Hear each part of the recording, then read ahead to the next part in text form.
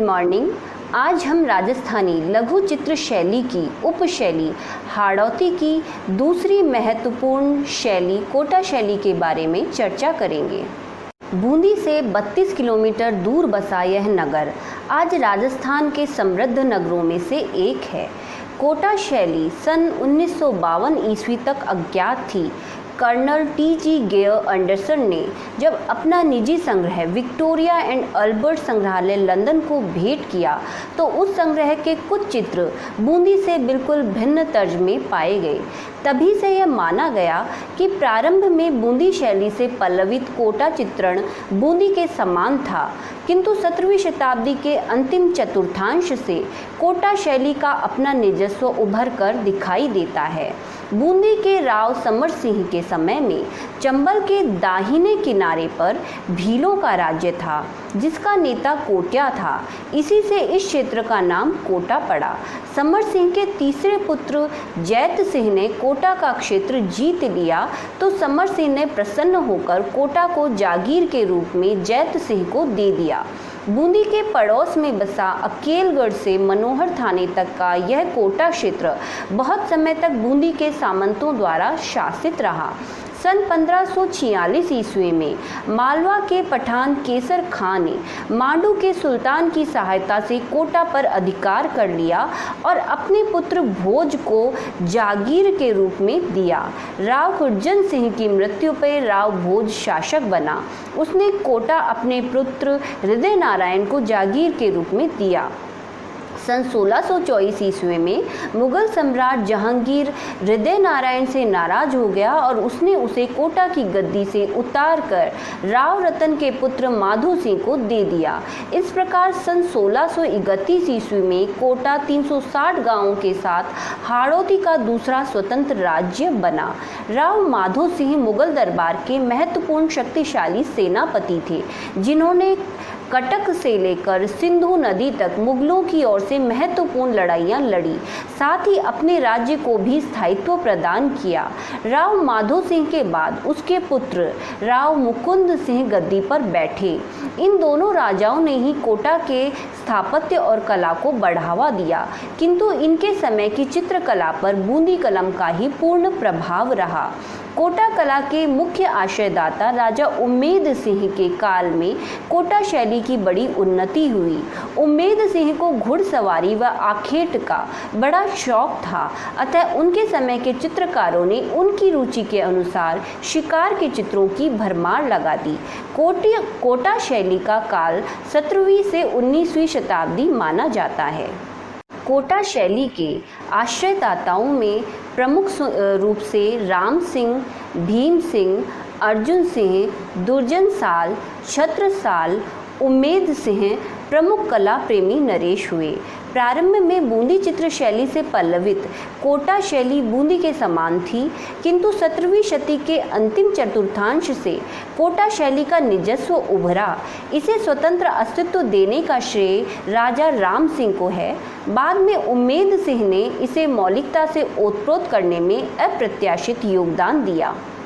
कोटा शैली के चित्रों के प्रमुख विषय हैं भागवत पुराण, शिकार, सवारी, ढोला मारू, बल्लभोत्सव चंद्रिका, पंचमेल आदि। सवारी, शिकार, दरबारी दृश्य, हाथियों के चित्र अधिक चित्रित हुए। सर्वाधिक चित्र शिकार के बने।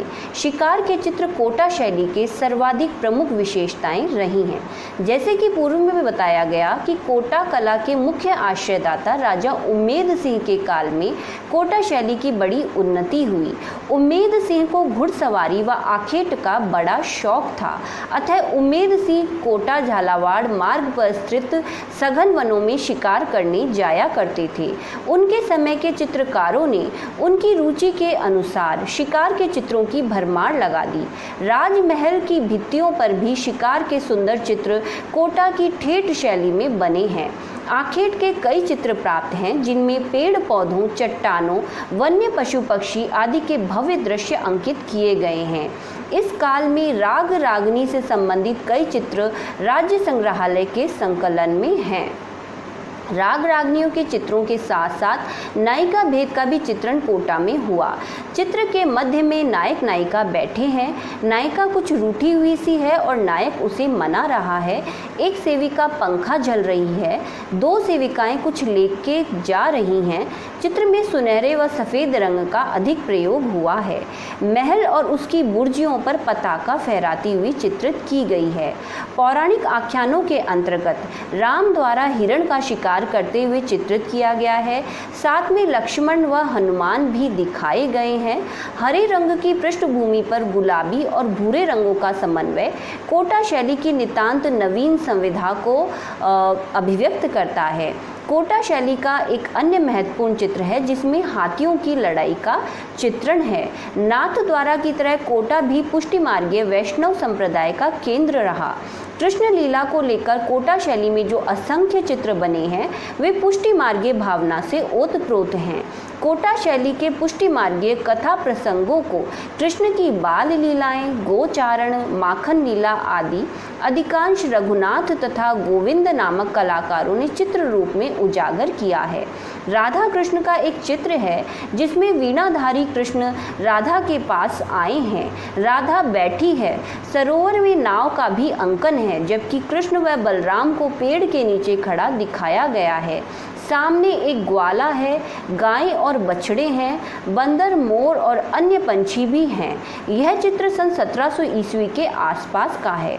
कोटा के उत्कृष्ट भित्ति चित्र झाला की हवेली, राजमहल तथा देवता जी की हवेली में भी देखने को मिलते हैं। कोटा की लघुचित्र शैली सहज, बोधगम्य, सुरुचि युक्त एवं स्वतंत्र आधार वाली मनोहारी चित्र शैली है जो कला के विभिन्न आयामों का संतुलित एवं समाचीन दिग्दर्शन कराने में सक्षम है।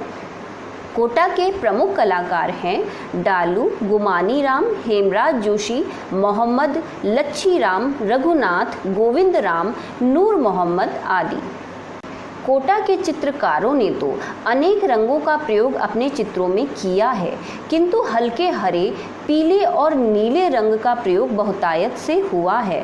अधिकतर बॉर्डर लाल और नीले रंग के बने हैं। मुख्य चित्र के चारों ओर एक हरे रंग की रेखा बनाई गई है। यह विशेषता बाद के कोटा चित्रों में पाई जाती है। कोटा शैली के चित्रों की विशेषताएं। यद्यपि कोटा बूंदी से बहुत निकट है, परंतु बूंदी शैली से कई भिन्नताएं प्राप्त होती हैं। स्त्री आकृतियों का चित्रण कोटा शैली में अत्यंत सुंदर हुआ है। पीन अधर, सुदीर्घ नासिका, पतली कमर, उन्नत उरोज, कपोल खिले हुए सुंदर अलकावली नारी आकृति को जीवंतता प्रदान करती है। कद अपेक्षाकृत छोटा पर आंखें कटाक्ष वाली, गर्दन मांसल युक्त नारियां घाघरा ओढ़नी पहने हुए चित्रित हुई हैं।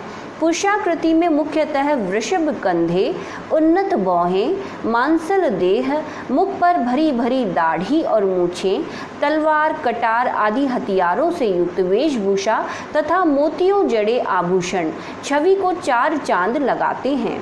कलाकारों ने दुर्जन वनों के अद्भुत दृश्यों को कल्पना का सहारा लेते हुए चित्रित किया है, जिनमें शेर, चीते, सुअर तथा अन्य जानवर, जिनमें हाथी भी प्रमुख हैं। आखेट के चित्रों में विभिन्न प्रकार के पेड़ पौधे, चट्टानें व पृष्ठभूमि में पहाड़ों का अंकन है। चित्रों में हाथी, घोड़े, शेर, चीता, सुअर, गाय, बछड़े, बंदर, मोर, सारस और अन्य पंछी भी चित्रित किए गए हैं।